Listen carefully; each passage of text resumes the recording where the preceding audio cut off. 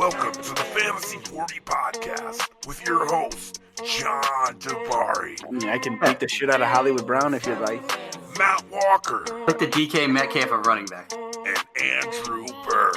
I love Hakeem Butler, actually. He's starting to grow on me. Remember to like, rate, subscribe on Podbean, iTunes, Stitcher, and Spotify. Follow the guys on Twitter at the Fantasy 40. Enjoy the show.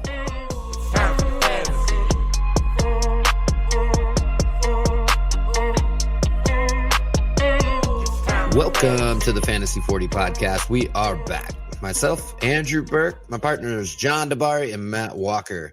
It's time, fellas. Everyone is, geared up, ready to go for week one of the fantasy playoffs. Myself, I came out okay this year. I have some middling teams that kind of squeaked in, and then I have some pretty dominant teams. I'm in the league with John, and I've never seen pure domination like his 20-4 team. Congratulations there. You pretty excited, John? Yeah, it's not the first week of the playoffs for everyone. Those people that are in 10-team leagues are probably playing one more week and then 15 and 16 playoff. But for the most part, you're 100% accurate. Walk, I know we kind of chatted before the show went live, but you ready to go? Yeah, I am. Week 13 was interesting, to say the least. I don't play in a single league where 13 wasn't the end of the regular season. So we're dipping our toes into the fantasy playoffs. Let's get people ready. I mean, really, where to start? Thursday was kind of a shit show day for football.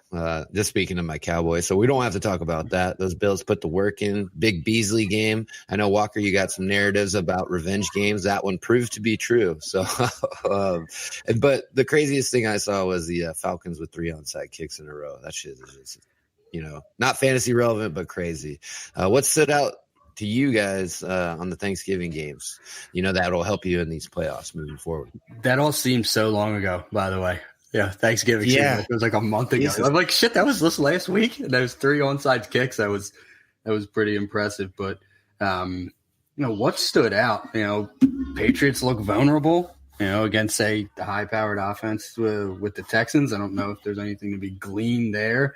Seattle is clicking on all cylinders. They played last night, and it was only 7-point, spread at the end, but they dominated Minnesota that entire game with Penny and Chris Carson.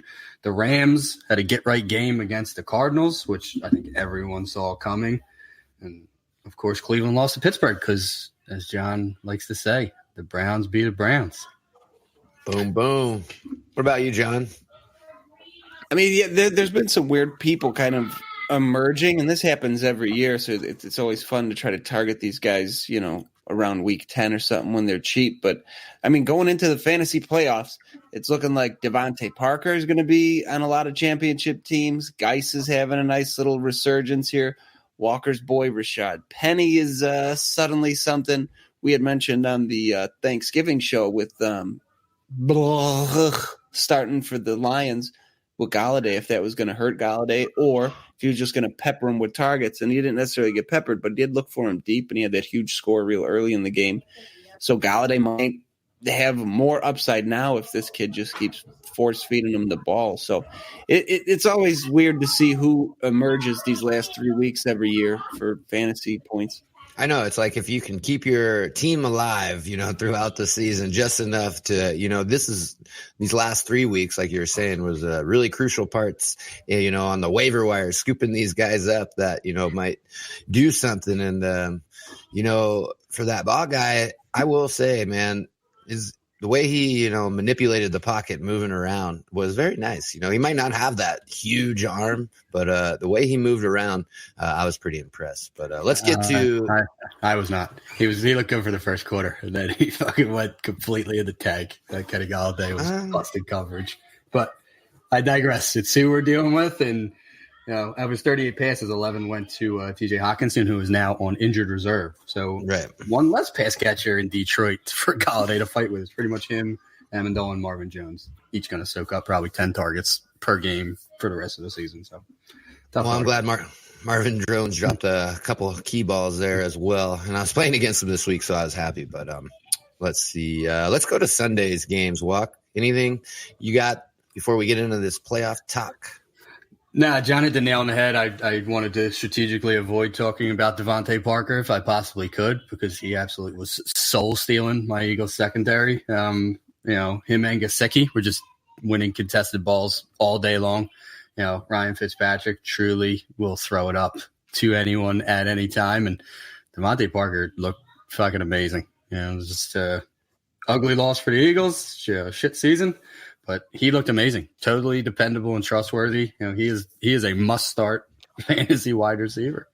So, well, your Eagles and Burke's Cowboys are in a race to 8 wins. Who's going to get to 8 and win that division? Listen, I did say somehow we did not lose ground with a crushing loss to the Dolphins. We would have been right there in the race had we taken that.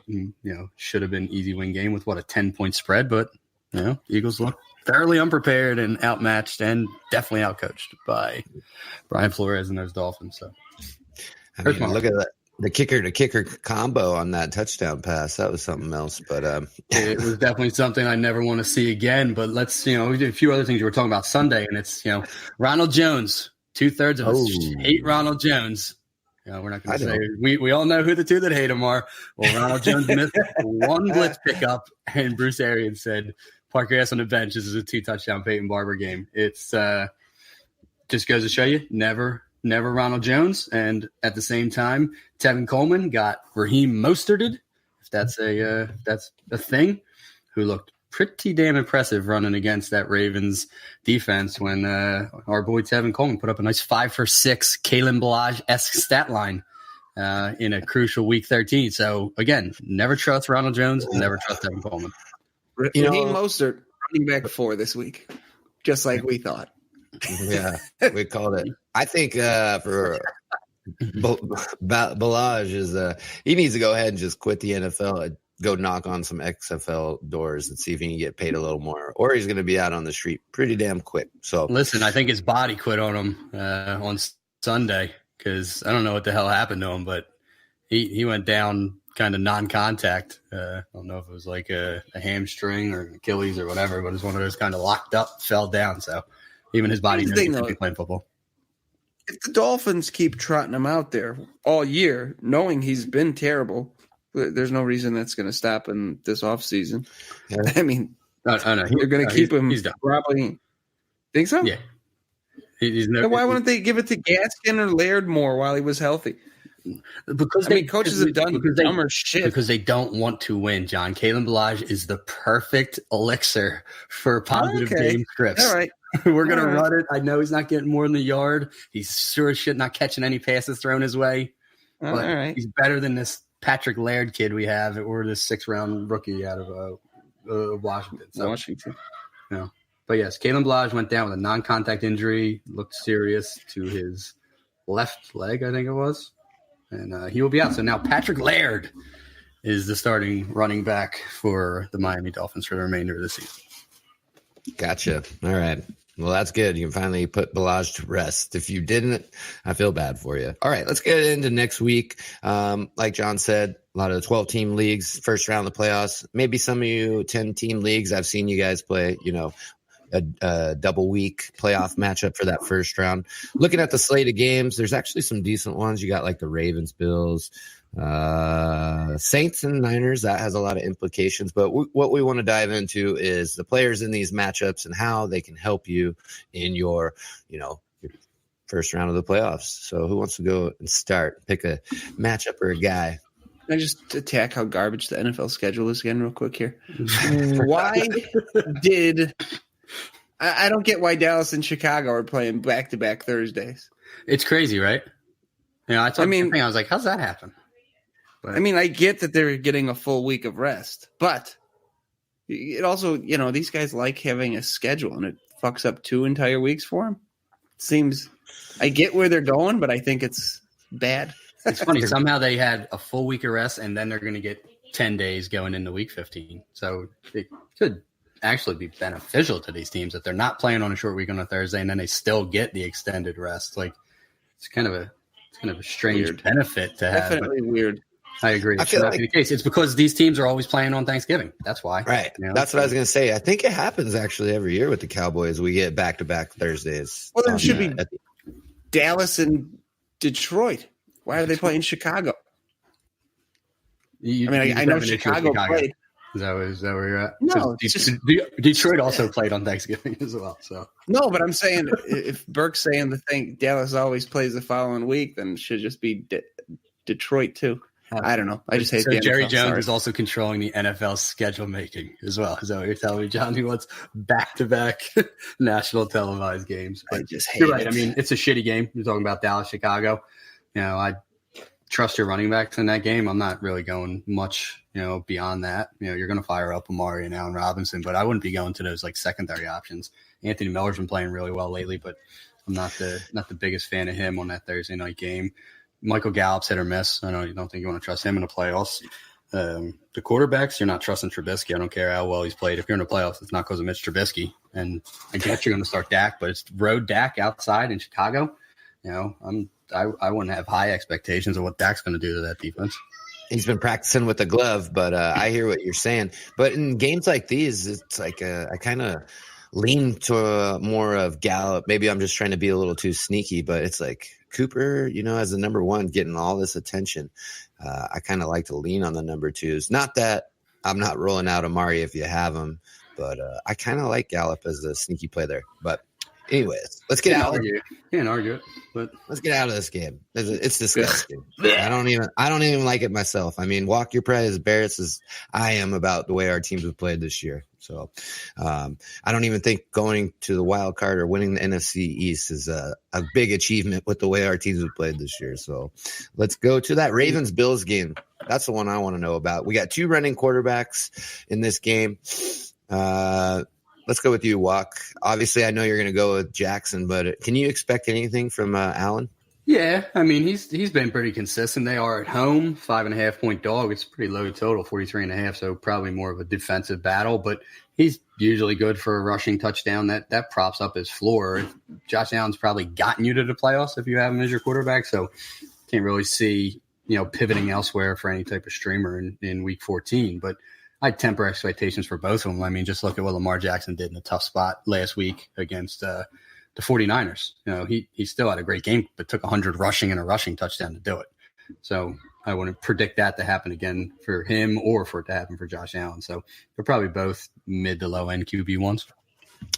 Any sneaky plays at the running back position besides, you got Ingram, but then you got Gus, what's his name behind Ingram?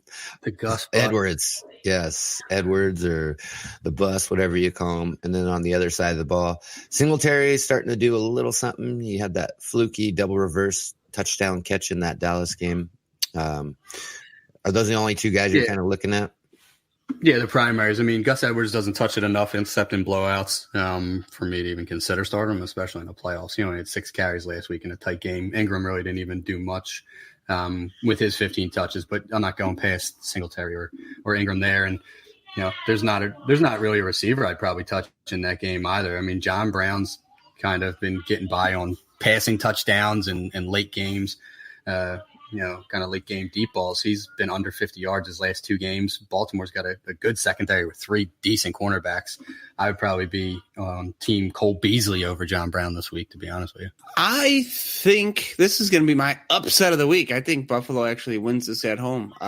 Walker mentioned that it's kind of a low total for this one too, 43-ish. I think it goes under. I think it's defensively. I think McDermott has done some good things defensively with Buffalo, and I think you cannot stop Lamar Jackson, but I think they can slow him down a little bit. I think Buffalo wins a real low-scoring defensive game here. Yeah, I mean, I'm not going to go upset there. The Bills are susceptible to the run, and no one does it better than the Ravens. I think they're going to pound the shit out of Buffalo. I do like a low total, but I'm pretty comfortable with Baltimore being able to go up there and win an ugly game. But I agree. It's a temper your expectations game. Nothing like pounding the shit out of someone, right? Let's kind of shift gears and stay out of the games and talk about a few guys that you might have written down that are going to lead you to the promised land, or at least give you this good week this first week. My first guy is going to be DJ Moore. He squares off against Atlanta, had a good week last week. He's just getting all the targets. It seems that way in Carolina, unless it's going to McCaffrey. And his schedule is not too bad, even if you make it past that. It's Atlanta, Seattle, and Indy. So I like those 3 matchups there. So that's one guy. What do you think, Walt? Yeah, I can't argue it. DJ Moore's just been waiting for that huge breakout game he just had. He's seeing all the volume from Kyle Allen. He's a pretty special player. So I'm right there with you. John has felt a need to continue sharing how limited targets that Josh Jacobs is getting in the passing game, and he retweets everything that anyone puts out there as far as that is concerned, which is understandable because he doesn't get targeted as much as he should. But Tennessee will be traveling to Oakland, where somehow Oakland's a 2.5-point dog in the game. But I'm trusting Josh Jacobs 100% in that matchup. Tennessee hasn't been impossible to run on, and I think Oakland back at home is going to try and establish said run with Josh Jacobs. So I'd easily be going back to the well with Josh Jacobs in a must-start Week 14. It's the same, we go through this every week.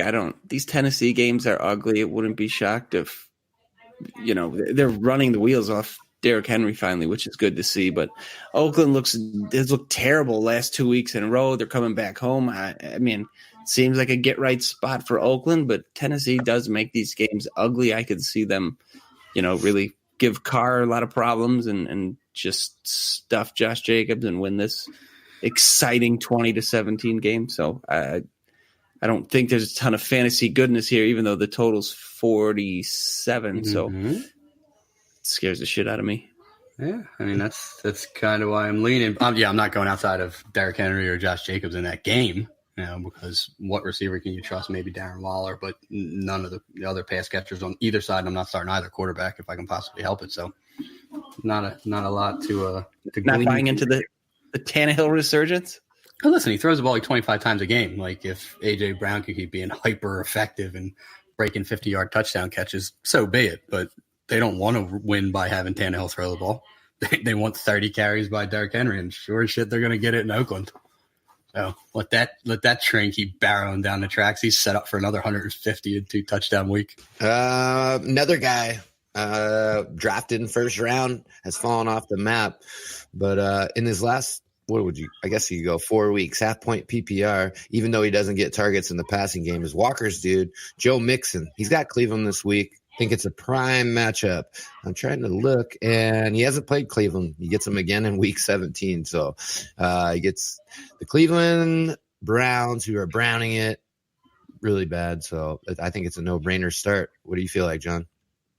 I've faded him his whole career. I'm not going to stop now going into the playoffs. They just don't use him properly. Even if he is as talented as many people think, that he's not getting the usage totals he needs to be fantasy relevant. We say it all the time. Volume is king, and he's not getting it. All right, Walker. Hold on. I'm not going to let this pass. Joe Mixon had 19 carries and 4 targets. He had and all 4 catches. So he had 23 touches last week. 1 week. Jets. Listen, it's first week back with Dalton, and he was doing it the whole time with Finley. They are using him now. He's probably averaged 20 touches a game over the last month. I don't disagree that it was a rough start to the year for any of us Mixon believers, but after seeing what Benny Snell and the Pittsburgh Steelers did to these Browns, you can run. So it won't be out of the realm of reality that they similar 16 for 63 and a touchdown game goes Mixon's way with a couple catches. I'm with Burke. Unfortunately, they're a big dog in this game. They're minus 8.5 to the Browns. I don't think the Browns deserve to be that much of a favorite, even against a 1-win Bengals team. So that line kind of surprised me a little bit. I'd be on the other side of that for everyone that's kind of saying, Nick Chubb's value has plummeted since Kareem Hunt's gone back. Sure, it has decreased, but they're a huge home favorite here. That that sets up to be a 20-plus carry Nick Chubb game. So I'd be on the other side of the coin at that running back position. I think Chubb's going to have a monster game this week. Chubb and monster, same sentence. I like it. How about this? So I'm in a 12-team league, and this is not to help me. It's just to give you guys an idea that what's out there. I'm at the running back position. I'm going to name 5 names that are on waivers, which will run tonight at midnight. Just, who would you take out of these guys? So we got Laird, Hines, Penny, Gore, Edwards, Mostert, and Deion Lewis are the top. I think Penny. Let's put Penny aside. Penny's the clear yes. 100 million %. So let's go through the rest of them again. Okay, Laird, so we have Laird, Hines, Gore, Gus Edwards, Mostert, and Deion Lewis. Mostert. I'm going Laird. I mean, PPR, you can't argue it since I just told you about the demise of Kalen Ballage. And, although Laird had a sterling 10 carries for 5 yards against the Eagles as well, to rack up a sub Kalen Ballage 0.5 yards per carry clip, he did catch a bunch of passes and looked pretty decent doing it. Mostert, I think, has surpassed Tevin Coleman. I don't think this is a one-game thing. Even if Breda comes back, I truly believe that it's going to be Breda and Mostert as the 1-2 punch. Really? Coleman's going to have to work his way back here. Mostert has just looked consistently better than him running the ball and carried that entire offense last week. They're not just going to say, thanks for nothing, Mostert. Let's go force feed Tevin Coleman 15 carries again. I don't believe it. Mostert gets at New Orleans this week versus Atlanta versus the Rams. Not the best schedule. New Orleans is actually pretty good against the run, but taking Penny out, Mostert would be my alpha. But you didn't mention Darwin Thompson, Alexander Madison either. Neither of them are available. Nope. I have Darwin at the bottom of my bench. I've had him all year. Good for you, because who knows what that's going to look like. And Alexander Madison, after the Monday Night Football game where Dalvin Cook left with re-aggravating his chest or shoulder injury, did say he's going to play. But in the event that Dalvin Cook misses even just one game, Alexander Madison's an RB1. Yeah, but counter your schedule. John's boy Laird has the best schedule in the world. Giants and the Bengals for the next 3. Miami travels to New York back-to-back weeks. Strangely enough, at Jets, at Giants, and then home against Cincinnati. Yeah, the best schedule of all time for any Miami player, offense, defense, or otherwise. And there's no one outside of Devante Parker to take advantage of it. Before we had recorded Walk, we were talking about my team that has significantly highest points scored, but didn't make the playoffs. Do you know who I had picked up weeks ago just for the playoffs was Madison. So I got Madison sitting on my bench, who's going to be a playoff monster. I still don't get anything. Oh man, that hurts to see. I mean, like I said, Dalvin Cook's already come out and said he's playing, but players say that all the time. I have Madison just about everywhere because of the sadly inevitable Cook injuries. And if it comes to roost literally during the fantasy playoffs, I mean, this is going to be next level. It's unbelievable. We can like I said, just for me getting screwed in that one league, it just is the ultimate screw at the very end. We'll kind of play the same game, a little waiver wire playoff push with the receivers now. We got Slayton. Let's throw in Anthony Miller, James Washington. I'll just do those 3 for now. Slayton, Amendola, or James Washington. Amendola. Either one. I think he said Anthony Miller the first time. And Amendola, my fault. No, Amendola now is the tight end probably in Detroit since they have no one else. Slayton is a name that sticks out for me, and even if it's just short term, I know the Giants play against my Eagles this week, so it's hard to get much better of a matchup than that. Then they get versus Dolphins at Redskins. Oh, Jesus. Ooh, good point. Darius Slayton is about to just physically explode all over the entire NFL. So am I. Yeah, I mean, it's who knows? Maybe Tate comes back, and so there's splitting targets around. But talk about dream matchups. I mean, all 3 of those are plus matchups for Slayton. So I'd be getting him. James Washington, I don't trust. I mean, if you're trusting Duck Hodges on his random deep balls to connect with James Washington, be my guest. I would not want to place my fantasy hopes on that happening. Oh, wow. I mean, Slayton has two touchdown games already this year. He's only went over 100 once, but he went 6 for 44 this last week. PPR, that's pretty decent, I guess, for your wide receiver 3. Not many people are rolling him out as wide receiver 1, or I don't know how you got in the playoffs, but listen, I mean, all things being considered, both quarterbacks only threw for roughly 240 yards in that snow game. It wasn't the best conditions. I mean, right. One deep ball, but other than that, it was more of a dink and dunk, and that's not where Slayton thrives. So, hopefully, better days are ahead for him. What you got to add, Dabari? You're pulling at my heartstrings with these guys. I love Slayton. I'm a huge Anthony Miller guy, so I it's hard to pick, but I like Daniel Jones slightly more than Trubisky, I guess. And you had just mentioned the Giants' schedule, so give me Slayton to ride out the year. But for Dynasty, I wish he didn't have the last decent game and a half that he's had with Anthony Miller, but he was going to be one of my buy lows, and unfortunately, I think that window's closed. But ready for a hot take? I think Miller has all the upside to be a year in, year out top 15 wide receiver based on talent. Ooh. Listen, you've been on that train forever. I recall this preseason us arguing Allen Robinson against Anthony Miller as a wide receiver one on Chicago, and I love Anthony Miller. Don't get me wrong, but he was just, and I know he's injured to start the year, but imagine if he came into the season healthy and was able to actually put up a full season. I'm curious to see what his 2020 looks like, because he does have a ton of talent. I just don't know that Mitchell Trubisky is going to sustain two wide receivers consistently. Burke, all the guys you mentioned, you didn't mention the two that I had written down as kind of wavery guys that I think have starter viability in the playoffs, and it's A.J. Brown and Zach Pascal. Were the two names that stood out most to me. Zach Pascal gets at Tampa Bay. Best possible matchup, humanly alive. Who knows what T.Y. Hilton's doing? Chester Rogers got put on IR. Eric Ebron's not there. Pascal might be the wide receiver one in the dreamiest matchup of all in Tampa. And then he's got at New Orleans and versus Carolina. Both they'll be behind and throwing, whether Frank Reich wants to or not. And then A.J. Brown is at Oakland versus Houston versus New Orleans to finish. So he has some pretty decent matchups to finish as well. Won't get the volume, as I said earlier. That's the thing. I like both of those guys as flex wide receivers. It's almost like a coin flip there. You got Tannehill, who I would take as, the better.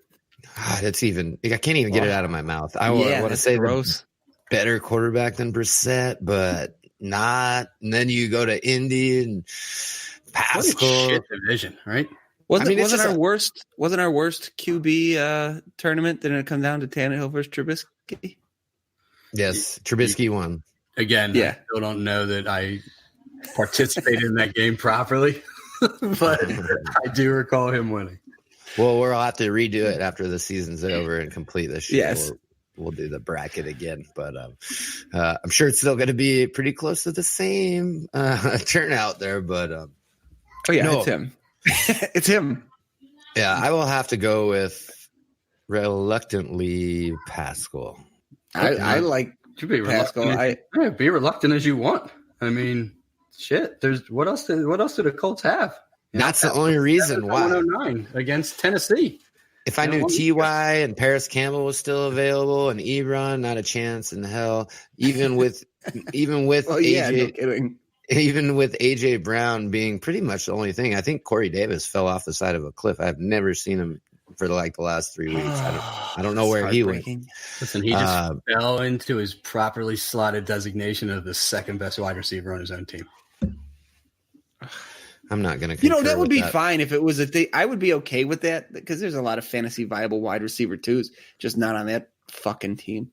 Oh no, it's not going to get any better next year either. So everyone just has to sit on their Corey Davis shares. You can't cut him. You can't trade him. You can't start him. He's literally a lock bench guy. Like until further notice. It's so sad for a guy that was arguably 101 in rookie drafts 2 years ago. Not arguably. Took him there in mind.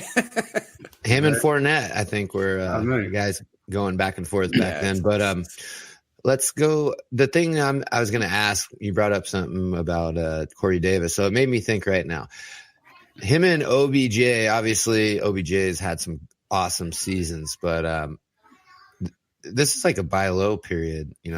Once this season completes, John, low season for OBJ. Who would have thought it? Yeah, right, John. Davis is going to be a lot cheaper. Which one would you buy low on? This off season. I mean, moving forward, the upside is obviously there with Beckham. We've seen him perform at borderline historic levels. So if you could get him at a discount, you're obviously going to throw the dice there. Corey Davis, we still have not seen do shit. So, I mean, like you said, you're going to get Corey Davis significantly cheaper. Yeah. But I would still rather, pay Beckham. Yeah. But the thing is, Beckham hasn't been healthy. And I know we're off track of this playoff thing. It's just been bothering me because I have been throwing offers trying to get Beckham. And he's worth still at least 2 firsts. I'm like, fuck you, man. No. Yeah, people are. This has been Beckham's healthiest season to date, right? He hasn't missed a game. Exactly. This year. Yeah. It's been by far his most disappointing as well. And that being said, he still has 800 yards on the year. He's still going to crack 1,000 yards on the season when it's all said and done, but he only has 2 touchdowns. I mean, Christ, Jarvis Landry had that against the Dolphins 2 weeks ago. It's just it's clear that this offense runs through Jarvis Landry, at least at present. He saw double the targets last week, 11-6, in a tight game against the Steelers. So it's just that he trusts Landry more. And I got to hope and pray as a Beckham owner in a few spots that, a year and an off season and, 2020 is the coming out party for Odell Beckham as a Brown because Baker Mayfield can make him wide receiver 1 again. That's obvious. It's just he's not trying to. Yeah. All right. Sorry about that little sidebar, but it's just been bothering me. I'm like, what? I can't pay you that, dude. I mean, so anyways, let's stick to this playoff thing. Anything you want to go over, John? Any guys that we kind of skipped over? I know we only did running backs, receivers, quarterbacks. You're probably already rolling with your guy, but yeah, I mean, you could still string. I've successfully in redraft leagues streamed quarterbacks into the fantasy playoffs. So if you've been doing that, you can obviously keep it up and see who's got the best matchups every week. Waiver wire. So I'm a big advocate of that. But yeah, for the most part, I mean, if you got in the playoffs, you probably obviously have a good team unless you got super lucky with just choice matchups. But you're going to play the guys you've played to get you here, with the exception of the few late injuries that popped up or these weird guys that are emerging the last 2 weeks. You're just going to keep doing what you're doing. I mean, if you have any specific questions, hit us up on Twitter. But other than that, there's not much to shake out. You're not benching your studs come week 14 and 15 trying to get into a championship game. Right. Walker? Yeah, I mean, sage advice, ride with the horse that got you here. Don't get too cute. I mean, if you pick up one of these waiver wire running backs and they end up, clearly being named a starter like a Darwin Thompson, if, Damian Williams and Darrell Williams are both ruled out, it's clear they don't trust LaShawn McCoy at volume, that Darwin Thompson could work his way into 12 to 15 touches next week, but it is against the Patriots. So who knows there? I've mentioned Alexander Madison before. If Cook is out, Alexander Madison is a must start. I mean, they don't deviate. You are finding a running back to take out off your active roster if you have Alexander Madison, because he's going to see 20 to 25 touches, all the passing game work, goal line work in a run first offense. And then I already mentioned Raheem Mostert. I think he could be flex worthy, especially if Breed is ruled out again. So there's a couple guys I would pivot from. Not a ton though. If you want to get crazy, let's imagine Dalvin Cook is out for the next 3 weeks, so they keep him healthy. Real football for the real football playoffs. Would you be shocked at all if Alexander Madison is not a top 5 RB, or is a top 5 RB for the fantasy playoffs? No, me neither. No, I mean he's versus Detroit, so they're at home. They're heavy favorites in that game. I think he's even matchup proof. I don't think it even matters. Yeah, I don't dispute it. At the Chargers, they're not insurmountable. And then versus Green Bay as well. So 2 division dome games against, kind of run funnel defenses. And then the Chargers, who knows what they're going to be week to week. But yeah, I mean, he's in the scheme. I think he has the talent to a degree. He's not Dalvin Cook, but I think he's pretty talented under his own right, and might have the opportunity. I would kind of be surprised if he wasn't an RB1 if he started all 3 of those games. You definitely can't disagree there. And then you guys were talking about, pivoting off guys. Some guys you want to pivot off of is Sonny Michel, I think, this week. They're playing the Chiefs. Think it's going to be a shootout. I think even Rex Burkhead outproduces Sony Michel, but I'm going back to the well with James White once again. I am not rolling with Sonny Michel in any league if you own him. Yeah, I mean, they got away from him as well. Your boy James White was running back 1 last week, just captain dump off in garbage time with his 8 catches and 2 touchdowns. But, they can't change the fact he still had 14 carries for 79 yards as well in that game. Had more rushing attempts than Sony. I think Sony's actually looked pretty decent the last couple of weeks. It's just games they haven't stuck to the run, and who knows if they're going to be able to do that against Kansas City, even though it is in New England. But Kansas City should be able to put up points a la the Houston Texans, like they did to the Patriots last week. So they might have to, plant Sony Michel on that bench, and it'll be a lot of James White again this week. So I'm with you. I wouldn't be starting Sony Michel if I could help it. Word. Anything else? Shut it down for the day. Cortland Sutton is incredible. I'm becoming a huge Cortland Sutton fan.